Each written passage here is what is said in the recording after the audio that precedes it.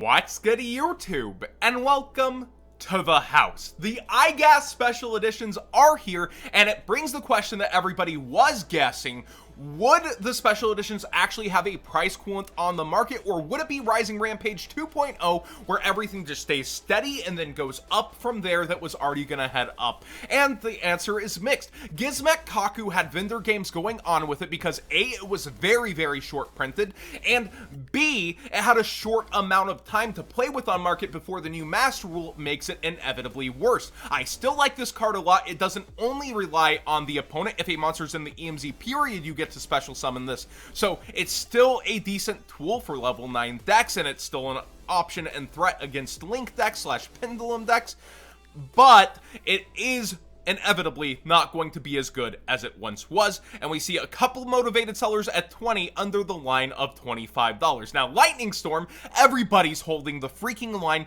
towards 135. Look at all these unlimited listings. Nobody wants to take less, and I don't blame them. Here's why. The WCQ season is coming, the Master Rule is coming, more duelists are going to be playing than ever, and they're going to be like, alright, I've already paid for my flight, I've paid for my hotel, what's a Nintendo Switch and a PS4 versus a whole playset of freaking Lightning Storms? They're going to want to have the best deck they can to play if they're already putting that cost into going to the WCQ. That's thousands of duelists, probably our biggest WCQ ever, and wow. I really can't believe almost that it didn't head towards 125, that all of these people held the line and then undercut each other. It's pretty crazy out here. Cross Sheep did fall back towards $8. I'm very happy with this. I called it probably being like Sunlight Wolf and falling there. And will it hold? I think so as a shorted rare. I don't think it'll go too much lower than this with undercutting. So many people are looking for this. Not a ton of them are going to get pulled. Maybe it goes towards $6, but I think it's probably going to try to hold here. Also, the Plunder Patrol, people decided this is the time to go in. You see the market price of 8, Whitebeard was falling, and now it's almost towards $10, with the lowest being $9.73, and the Unlimited's just mixing in because people know. They already know. Oh, there's new Plunder Patrols announced. Oh, I gotta go get them no matter what they are. Oh, the Master Rule, they get better. People are going to freak out almost no matter what is announced, as long as it's semi-decent. Look at Spirals in the past when they weren't good, and each release still kept them not that good, barely trying to top regionals on that level. So I think you're going to see history repeat itself. The question is this a failure Vendread 2.0, or will it take a hold of the metagame? And I have a feeling Konami's not going to let this one down. Konami really seems proud of this one, and it has a great early start, but your guess is as good as mine of, I thought UAs would be pretty good, I thought FAs would be pretty good. We don't know what the next release will actually hold.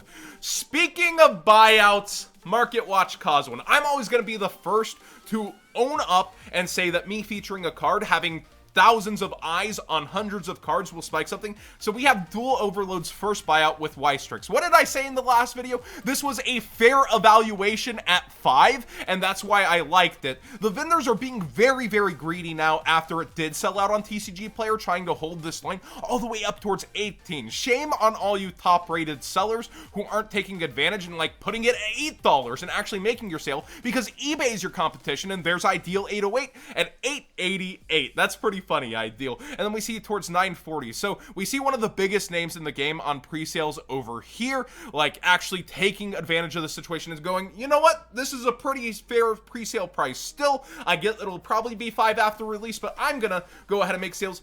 I guess nobody on TCG Player wants to make sales after it actually went out. So people saw their first chance at a good price card, and they did go out. Hopefully you used my TCG Player link in the description down below, costing you nothing extra and supporting the channel directly when you did. Although it did seem to be an average day, I actually get those analytics. That being said, the war is on, like I said, and other cards are continuing to fall very fast, while others are going up. You see Signet Mining did at the $12 mark get a little spike, but Infinite Impermanence, this is pretty crazy, because if it's not shorted, it will be under this price. It'll be 12 towards 15. But if it is shorted, it will probably be towards 20. And vendors are just hedging their bets here. And you see a lot of very well-priced impermanences for if it does end up shorted once again. So again, that's kind of gambling on the vendors, and they're looking at all their other pulls and pricing them out and saying, I'm okay to take this $2 loss here if I can make it up over there. And it might be a place to be able to take advantage of it with the early Duel Overload listings. But again, it happens. Like, whenever there's a bunch of people watching a decent deal on the market and they've got to have theirs right now, this happens sometimes. But this is why I always say check both. Look around. There's still going to be deals on the market. Deals, by the way, I still think this is going to be a $5 card about a week and a half to 2 weeks after release. Cyber's Quantum Dragon is getting bought out of Savage Strike. I think this reminds me of Coral Dragon, where it's a decent synchro card, but it isn't really worth the price point that it bubbles up to while it doesn't have a reprint, and it's headed towards $10. I do like this card a lot, don't get me wrong. It was supposed to end up in the Rocket Structure deck, it never did, and over on eBay, there's not a lot of them either if we're looking around. Let's put Ian on this listing, by the way. Yeah, you see towards $12, $13. It's actually worse over here, and I heard in the EU it's a pretty bad buyout on it as well. I respect the card. I don't think I would clamor towards it. I wouldn't think I would say, I need this in my deck, but I do respect this card. Neff Shaddoll Fusion for its holofoil version out of Secret Eternity, which Secrets of Eternity has needed anything of value for so long. It's finally bought out to a little point of towards $5. I told you guys, well, this was $1 to $2 with the kind of attribute changing stuff, that it might matter a little, and we see it towards $5 and $4 before it's much higher over on eBay. So this is a more fresh buyout. People love highest rarity Shaddoll stuff. All of that is sticking, and now this is just the next level of, yeah, I think I'll get the highest rarity of this next. Shiranui Solitaire for its older original ultra rares out of the Dark Illusions are spiking back to where it was when it only had that in the Megaten printing. You have a common out of the Zombie Horde structure, and this is getting up in price as well. You might not have known you had a $3 common out of this deck. So this is something to watch a little bit concerningly as we head forward, because this was its price when it was being talked. Oh, wow, it's $6 instead of $3 before. Now the common's back at that 3 point. This is an amazing card in general, but you might just want to have yours sooner than later. Destiny Hero Dasher. This is a card I wanted personally. I brought this up on the Patreon because there were a couple of $10 copies at the first edition mark, and there's a ton of listings actually around the 15, and when I say a ton, we'll get to that in a second, but the unlimited price is very, very fair on this card for such a beautiful ultimate rare. It has Hero in the name, it has a past format where it was played in Dad Return, and I was thinking about hollowing out past format decks, but I always tell it to you guys first because I'm okay playing a common. I think these unlimiteds are very, very fairly priced for such a beautiful ultimate rare, and I think even some of these first editions towards what was it, $15, I believe. Yeah, this seller has 11 of them, this seller has 2 of them, and then over on eBay it is similar, $14.88, so probably the same seller before it's 20. There's a couple of very fair listings, I feel like, for such a collectible card that had an impact in Yu-Gi-Oh history. So I might have this sooner than later under the $20 mark, of course using that TCG player link in the description down below, costing you nothing extra and supporting the channel directly for the cards you'd already be buying, or the ones that you're like, hey, that would look pretty good in my binder or past format decks. That is very popular, but Teledad is way more popular than Dad Return. Finally, a penny stock that I was staring at.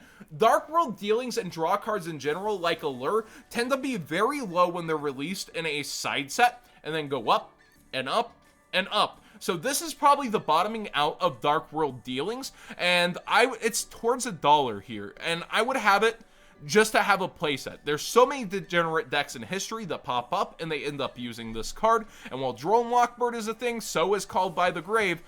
I would just want to play set, maybe even the Rule of 9 from Yu-Gi-Oh! Paisanos, where you have a set for yourself, a set to trade, and a set to sell later to make money back, or go in deeper. I like cards like this. I love keeping these around. Remember I told you Into the Void while it was $1 after its reprint? Dark World Dealings has a lot more printings, but I could still easily see this being $3 to $5 down the road if it doesn't just get shoved into something else. That being said, thank you for watching today's Market Watch. I know I was on a faster pace, but I have somewhere to be. I'll still be here on the stream, 7 o'clock Central. It is Friday, and we're going to go pretty crazy. And also, the Tournament of Madness is next week, Friday, so it's free entry. Be in the Discord if you want to hear more about that. It is going to be a crazy tournament to watch if you're just a spectator, though. A lot happening with the channel as we head through this month. Every single day there's stuff for Market Watch that's crazy. Like, it's hard to get to some of this lower end stuff while it's newer or, you know, going on, but I'm so glad to be able to cover it. I still want to do other videos than Market Watch, so could you guys calm down for like one weekend? Just one weekend, could something like not happen with the market and I can upload like some original content instead of here's the news? That'd be nice. Thank you. Just do it for Papa John, but use his TCG player link still.